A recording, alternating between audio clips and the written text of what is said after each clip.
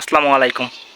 প্রিয় বাংলাদেশ, আজ মূলত সংস্কার আর নির্বাচন এই দুটির গ্যারাকলে আটকে গেছে।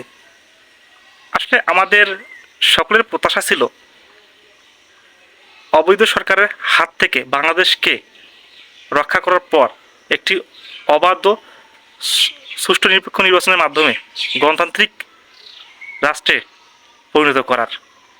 আর সেই আশায় আমাদের সকলেই বুক বেঁধেছিলেন। এজন্য আমাদের সকলেরই প্রিয় নোবেল বিজয়ী ডক্টর ইউনূস স্যারকে নিয়ে এসে আমাদের অন্তর্বর্তী সরকারের প্রদান করে দেওয়া হয়। কিন্তু কেন জানি যতদিন যাচ্ছে তত আমাদের মধ্যে বিভেদ বেড়ে যাচ্ছে, আমাদের মধ্যে হাসিনা বিরোধী শক্তিদের মধ্যে বিরোধ প্রকাশ্যে চলে আসতেছে। আসলে এটা কারোই কাম্য ছিল না, কিন্তু তারপরেও সকলের হয়তোবা ব্যক্তি স্বার্থে, দলের স্বার্থে এরকমটা দিন দিন হয়ে যাচ্ছে। তবে এখানে অবশ্যই ডক্টর ইউনূস স্যারের একটি গুরুত্বপূর্ণ ভূমিকা পালন করা উচিত ছিল। তার উচিত ছিল সব দল মতকে একত্রিত রাখা এবং কি গণতন্ত্রকামী শক্তিকে একত্রিত করে সামনের বাংলাদেশকে এগিয়ে নিয়ে যাওয়া। কিন্তু আমরা লক্ষ্য করলাম ডক্টর ইউনূস স্যার কয়েকদিন আগে জাপানে গিয়ে এমনভাবে বলে আসলো যে বাংলাদেশে কোনো দল নির্বাচন চায় না, শুধুমাত্র একটি দল ছাড়া। আসলে কি কথাটা সত্যি? আপনারা আপনাদের কমেন্টে জানাবেন। অথচ বাংলাদেশের মিডিয়াগুলোতে ছেয়ে গেছে প্রায় বেশিরভাগ দল নির্বাচন চায়, শুধুমাত্র একটি দল এনসিপি তারা নির্বাচন চায় না। তারা বারবারই বলে আসতেছে সংস্কার সংস্কার। ঠিক আছে, আমাদের সকলেরই চাওয়া সংস্কার। সংস্কার ছাড়া কখনো একটি অবাধ সুষ্ঠু নিরপেক্ষ নির্বাচন হতে পারে না। তো সংস্কার করার জন্য আমাদের কত সময় দরকার, এই বিষয়টাও কিন্তু এখন পর্যন্ত আমরা জানি না।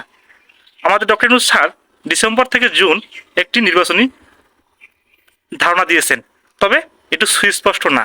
অবশ্যই একটি সুনির্দিষ্ট রোডম্যাপের ভিত্তিতে যদি নির্বাচনের তারিখ ঘোষণা করা হইতো তাহলে এই দ্বিধাটা কেটে যেত।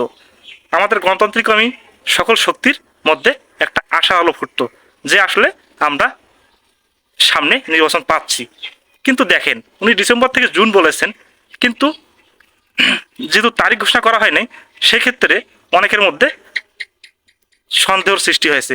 যেমন আপনি দেখেন, ডিসেম্বর, জানুয়ারি, ফেব্রুয়ারি এই 3 মাস মোটামুটি নির্বাচন করা সম্ভব, কিন্তু তারপর ফেব্রুয়ারি, মার্চ, এপ্রিল, মে, জুন এই 3 মাসে কোনোভাবেই নির্বাচন করা সম্ভব নয় বাংলাদেশের পরিপ্রেক্ষিতে। কেননা বাংলাদেশে ঝড় বৃষ্টি এগুলো তো লেগেই থাকে, প্রাকৃতিক দুর্যোগ। তো এভাবে কেমনে নির্বাচন করবে? সেক্ষেত্রে তো যদি নির্বাচন না হয় তাহলে তো আবার পরের মাসে ডিসেম্বর, তার মানে অনেক সময় অতিবাহিত হবে। এটা তো সব দল মেনে নেবে না। বিশেষ করে যে দলের পাশ করার সম্ভাবনা আছে তারা তো কোনোভাবেই মেনে নেবে না।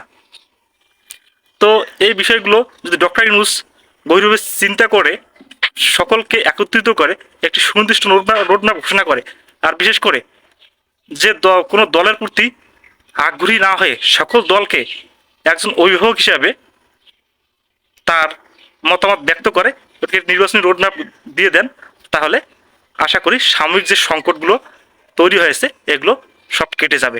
এমনকি বাংলাদেশ আবার নতুন করে স্বপ্ন দেখবে, বাংলাদেশের মানুষ ডক্টর ইউনূসের প্রতি বিশ্বাস রাখবে। তো দর্শক, আপনারা সকলে ভালো থাকবেন।